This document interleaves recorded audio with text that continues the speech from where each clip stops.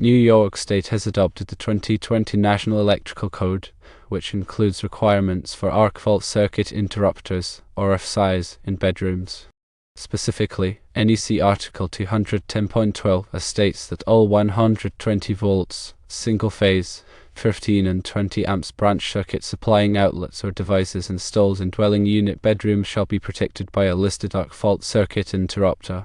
However, there is an exception for multi-wire branch circuits, or MWBCs, in NEC Article 210.12b, which states that branch circuits that supply only permanently connected luminaires, permanently connected appliances, or both, shall not be required to have arc fault circuit interrupters installed.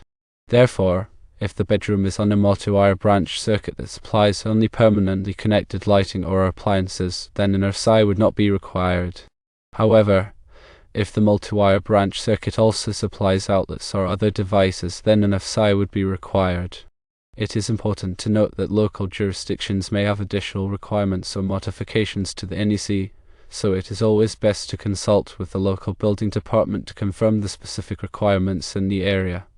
To elaborate further on arc fault circuit interrupters, it is essential to understand their purpose and function within electrical systems.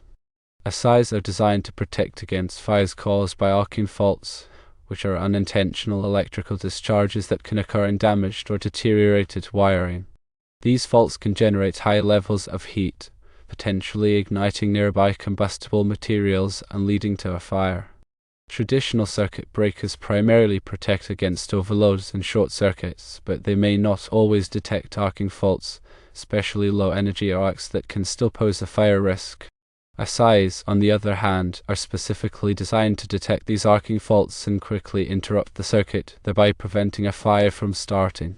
The National Electrical Code mandates the use of AFCIs in specific locations within a dwelling to enhance fire safety. These locations typically include bedrooms, living rooms, dining rooms, family rooms, parlors, libraries, dens, recreation rooms, sunrooms, and closets. The specific requirements may vary depending on the edition of the NEC that is adopted by the state or local jurisdiction. There are two main types of AFCIs: branch/feeder AFCIs and outlet branch circuit AFCIs. Branch/feeder AFCIs are installed in the electrical panel and protect the entire branch circuit, while outlet branch circuit AFCIs are installed at the first outlet on the branch circuit and provide protection for the remainder of the circuit downstream. The NEC allows for the use of either type of AFCI to meet the code requirements. Now let's delve deeper into the exception for multi-wire branch circuits. A multi-wire branch circuit is a circuit that consists of two or more ungrounded conductors that have a voltage between them, and a grounded conductor that is common to all the ungrounded conductors. Multi-wire branch circuits are commonly used to provide both 120 volts and 240 volts power in a dwelling. The exception for multi-wire branch circuits in NEC Article 210.12b is based on the fact that AFCIs can sometimes nuisance trip on multi-wire branch circuits due to the inherent characteristics of these circuits. Nuisance tripping occurs when an AFCI trips even though there is no actual arcing fault present. This can be caused by the normal operation of certain appliances or equipment that are connected to the circuit. To avoid nuisance tripping, the NEC allows for an exception to the AFCI requirement for multi-wire branch circuits that supply only permanently connected luminaires, permanently connected appliances, or both. Permanently connected luminaires are lighting fixtures that are hardwired to the electrical system and are not easily moved. Permanently connected appliances are appliances that are hardwired to the electrical system and are not easily moved, such as dishwashers, garbage disposals, and water heaters. If a multi-wire branch circuit supplies only these types of loads, then an AFCI is not required because the risk of an arcing fault is considered to be lower. However, if a multi-wire branch circuit also supplies outlets or other devices, such as receptacles for plugging in lamps or appliances, then an AFCI is required because the risk of an arcing fault is considered to be higher. In this case, the AFCI will provide protection against arcing faults that may occur in the wiring or in the appliances that are plugged into the outlets. It is important to know that even if a multi-wire branch circuit meets the exception for permanently connected loads, it may still be subject to other requirements in the NEC. For example, the circuit must still be protected by a circuit breaker or fuse of the correct size, and the wiring must be installed in accordance with all applicable codes and standards. Additionally, local jurisdictions may have additional requirements or modifications to the NEC, so it is always best to consult with the local building department to confirm the specific requirements in the area. Consulting with the local building department is crucial because they are the ultimate authority on code compliance.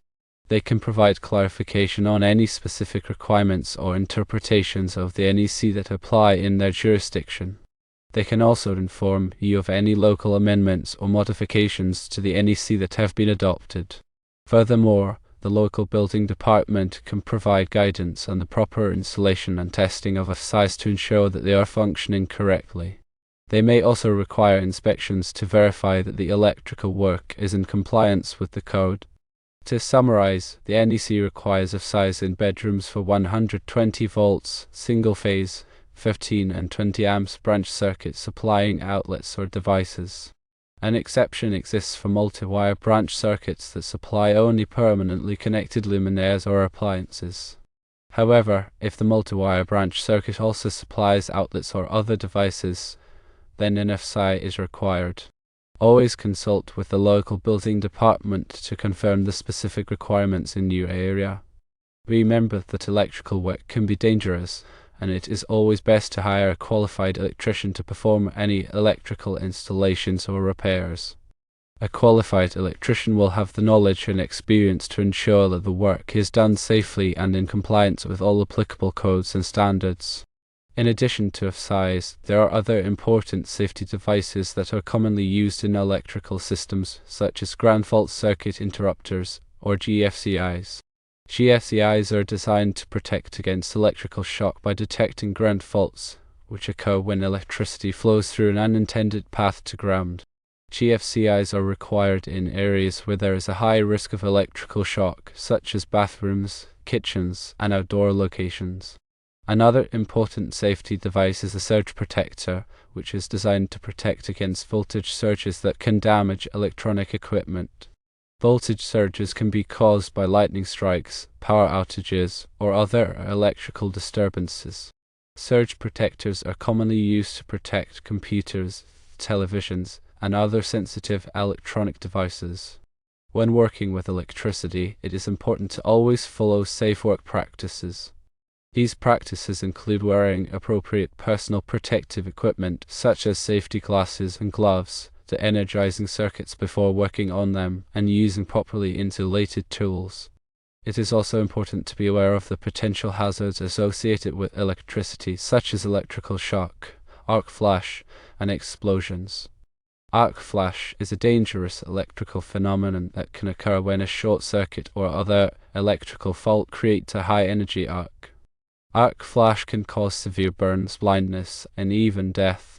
To protect against arc flash, it is important to wear appropriate arc-rated clothing and equipment. Explosions can occur when flammable gases or vapors are present in an electrical enclosure and are ignited by an electrical spark. To prevent explosions, it is important to ensure that electrical enclosures are properly ventilated and that flammable materials are kept away from electrical equipment. In addition to following safe work practices, it is also important to have a thorough understanding of the National Electrical Code. The NEC is a comprehensive set of standards that govern the safe installation and maintenance of electrical systems. The NEC is updated every 3 years, so it is important to stay up to date on the latest changes. The NEC covers a wide range of topics, including wiring methods, overcurrent protection, grounding, and equipment installation. It is essential for electricians and other electrical professionals to have a thorough understanding of the NEC to ensure that they are performing their work safely and in compliance with all applicable codes and standards. The NEC is not a law itself, but it is often adopted by state and local jurisdictions as part of their building codes. This means that compliance with the NEC is legally required in those jurisdictions. The NEC is developed by the National Fire Protection Association, or NFPA, which is a non-profit organization that develops and publishes codes and standards related to fire safety and other hazards. The NFPA is a leading source of information and education on fire safety and electrical safety. In addition to the NEC, there are other important standards that relate to electrical safety, such as the National Electrical Safety Code, or NEC. The NEC covers the safe installation and maintenance of electrical power and communication systems. The NEC is used primarily by utility companies and other organizations that operate electrical power and communication systems. It is important for electrical professionals to be familiar with both the NEC and the NEC to ensure that they are performing their work safely and in compliance with all applicable codes and standards. Electrical safety is a critical concern for everyone, from homeowners to electrical professionals. By following safe work practices, understanding the National Electrical Code, and using appropriate safety devices, it is possible to minimize the risks associated with electricity and prevent accidents from occurring. The information provided here is for general educational purposes only and should not be considered a substitute for professional advice. Always consult with a qualified electrician or other electrical professional before performing any electrical work, and always consult with the local building department to confirm the specific requirements in your area.